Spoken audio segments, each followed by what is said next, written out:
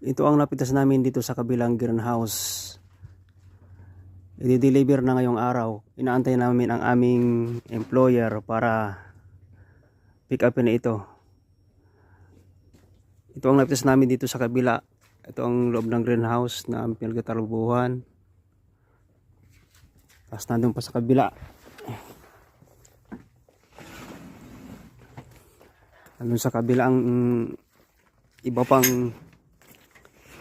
naming napitas. Pupunta na at baka dumating na ang aming employer. Ito ang trabaho namin dito sa loob ng greenhouse bilang seasonal farmer.